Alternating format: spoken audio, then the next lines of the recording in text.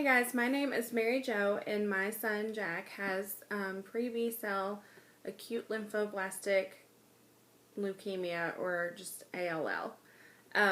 He was diagnosed in April of 2015. He had had some random fevers in the couple of months beforehand. We'd been told maybe it was just a virus. And then finally our pediatrician was like, no, he said, he actually had not seen Jack the few other times he'd had fevers, because they always happened on Wednesdays, and he's usually out on Wednesdays. So he offered to do blood work, and when the blood work came back, Jack did not have any neutrophils. Neutrophils are the most important germ-fighting white blood cells that we have in our body. So he knew something was up, but Jack had all of the other types of white blood cells, so he didn't feel like it was leukemia, because in that case, usually numbers are a little bit different. So he asked us to come back the next day and do follow-up blood work. And he said, if it's better, then, I think this is it could be something else. But if it's not, we'll call Children's and see what their hematologist has to say. So we went back, and Jack still did not have any neutrophils. So our doctor sent us to Cincinnati Children's. My husband and I dropped our daughter off with our parents and went on up to Children's, had to go through the emergency room, stayed there until about 10 o'clock that night. They admitted us to a room because they still weren't really sure what was going on, so they went ahead and admitted us for further testing. Over the weekend, we had to stay there. We went in on Thursday, and we stayed all weekend because they couldn't figure out what it was. They said they didn't feel like it was leukemia because there were no leukemia cells in Jack's blood. And they said that this test that they ran made them 95% sure that it wasn't leukemia, but they wanted to wait until Monday morning to do a bone marrow aspirate and just make sure that that's not what it was. So we stayed there all weekend. Jack had a cold, so we were in isolation, which means everybody had to wear gowns and gloves and masks whenever they came to the room so that they didn't take Jack's germs out to other patients.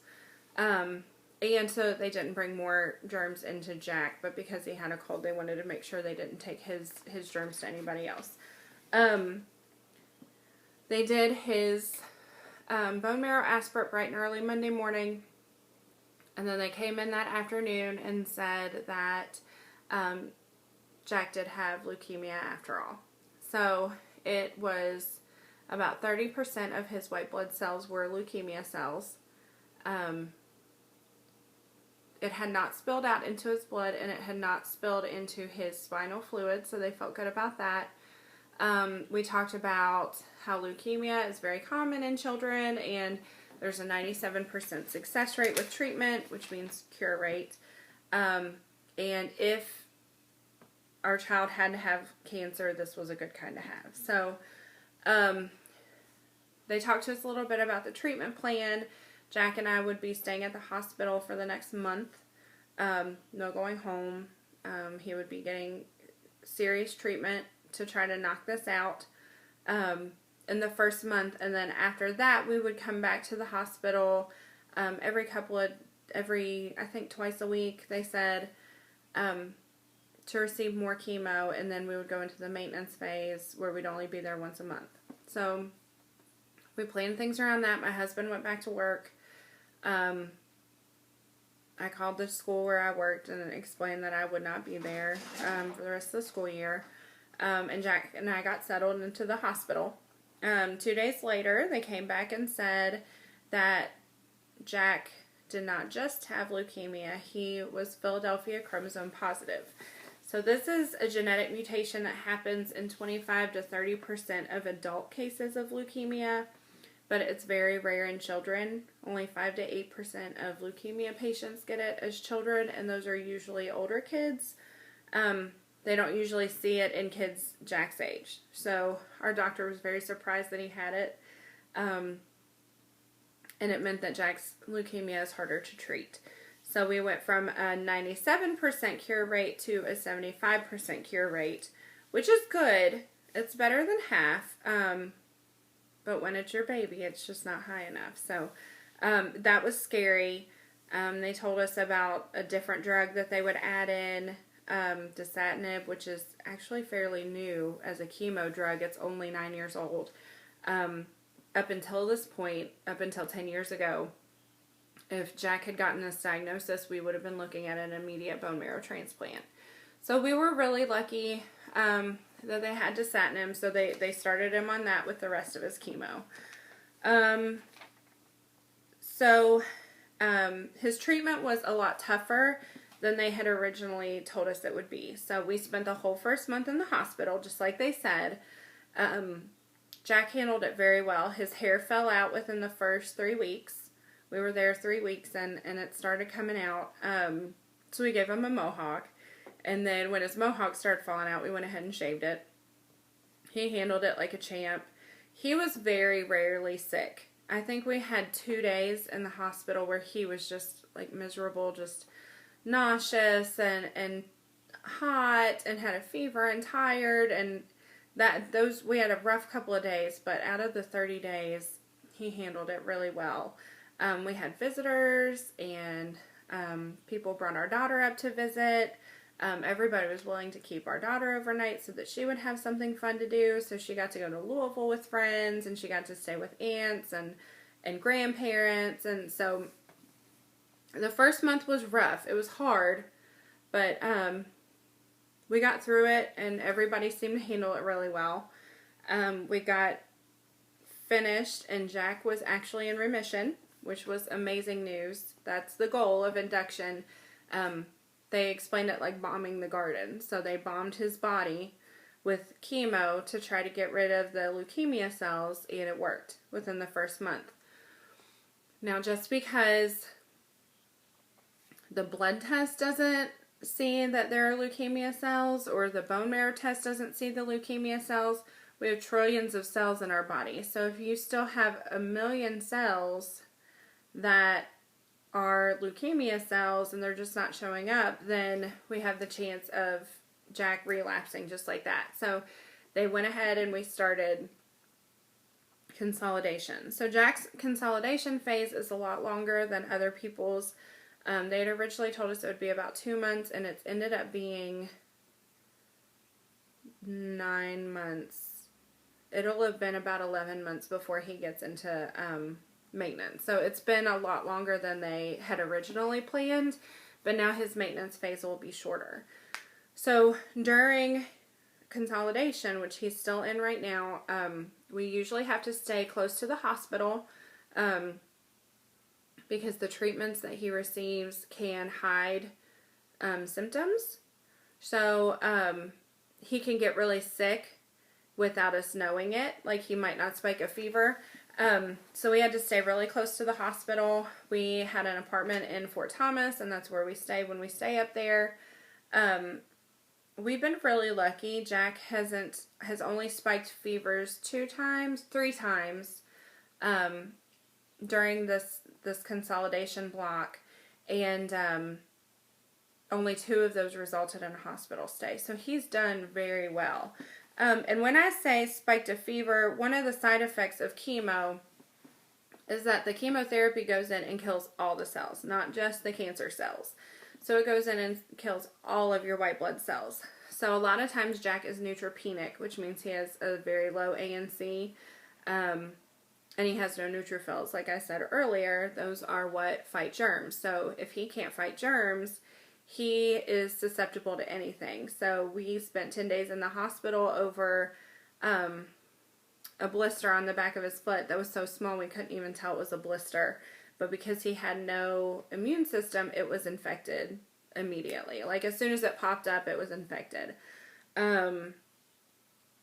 He had a line infection, which means he had a central line that they put medicine through, and it got infected, and that made him really sick. We were in the hospital for 3 weeks over that. So that's the scariest side effect for us of chemotherapy, is that him being neutropenic. We can't go out in large crowds. We can't go around anybody who's sick. So a lot of times we'll stay away from crowds even if his counts are okay, because you just never know what other people have, and even a cold can make him sick, and honestly a cold could kill him. It could settle into pneumonia, and it could just take him from us because his body can't fight it. So we're very scared about people being sick. So we spend a lot of time away from Mary Kate because she is in kindergarten. And we keep a really close eye on her. If she's showing any symptoms, Jack and I are away from her because we just can't risk him picking anything up. So that's hard.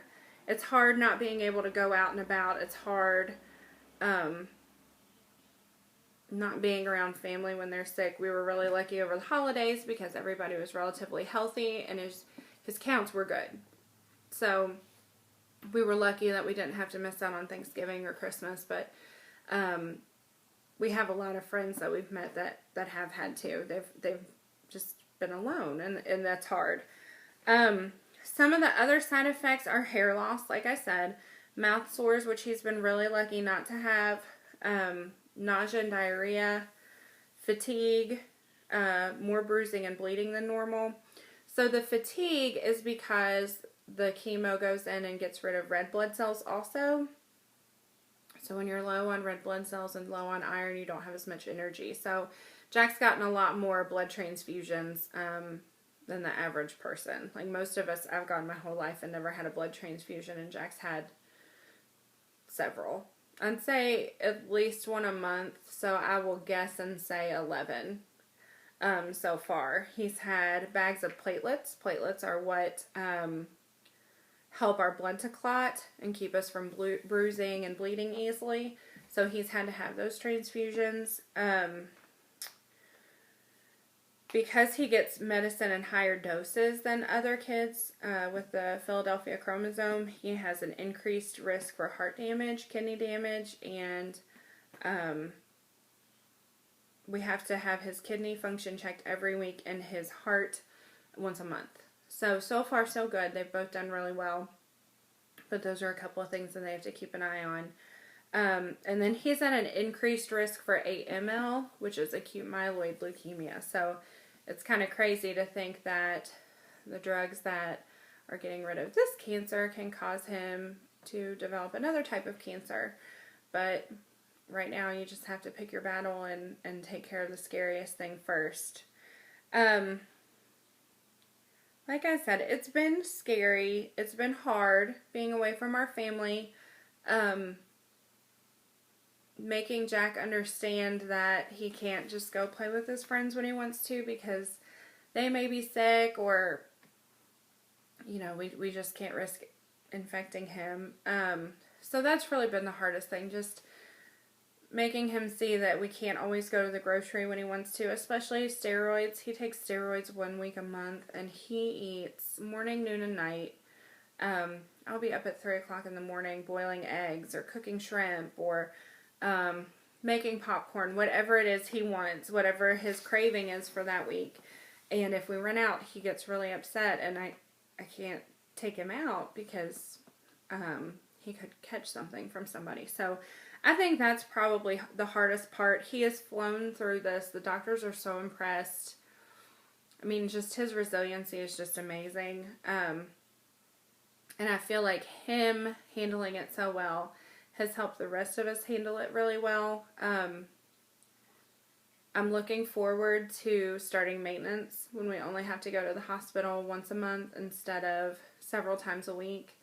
We'll get to be in Maysville more. It'll still be scary. We still have to watch out for fevers and things like that.